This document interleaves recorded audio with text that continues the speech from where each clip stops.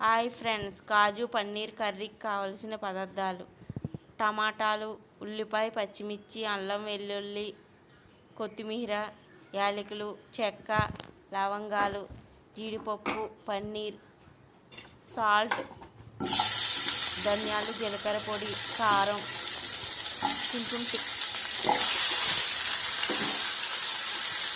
Gas on చేసుకొని pan పెట్టుకొని అందులో ఆయిల్ పోసి టమాటాలు, పచ్చిమిరపకాయలు, అల్లం వెల్లుల్లి, 4 జీడిపప్పు, గరం మసాలా వేసి బాగా ఫ్రై చేయాలి. ఇది బాగా ఫ్రై అయిన తర్వాత గ్యాస్ ఆఫ్ చేసుకొని అవి మొత్తం మిక్సీ పట్టాలి.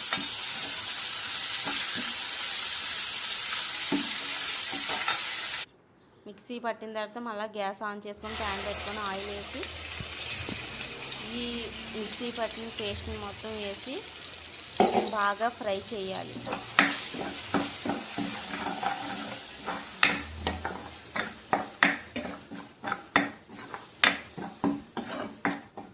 బాగా ఫ్రై అయిన తర్వాత అందులో ధనియాలు, జీలకర్ర పొడి,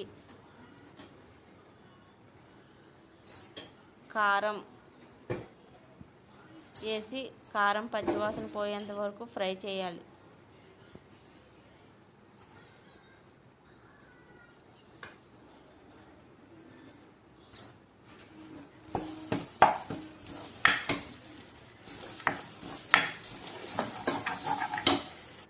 ఫ్రై అయిన తర్వాత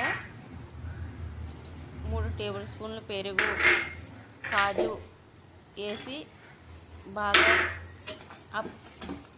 పేస్టు ఈ పెరుగు మొత్తం కలిసేలాగా బాగా ఫ్రై చేయాలి.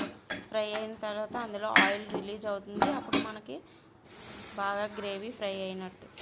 అప్పుడు అందులో పన్నీరు, మీ గ్రేవీకి సరిపడా వాటర్ వేసి ఒక 10 నిమిషాలు ఉడికిస్తే కాజు పన్నీర్ కర్రీ రెడీ.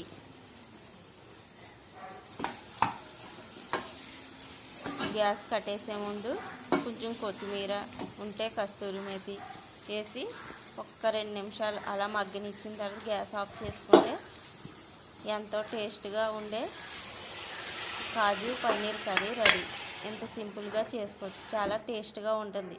చపాతీ, బిర్యానీలోకి అయితే సూపర్ ఉంటుంది. ఒకసారి ట్రై చేసి చూడండి.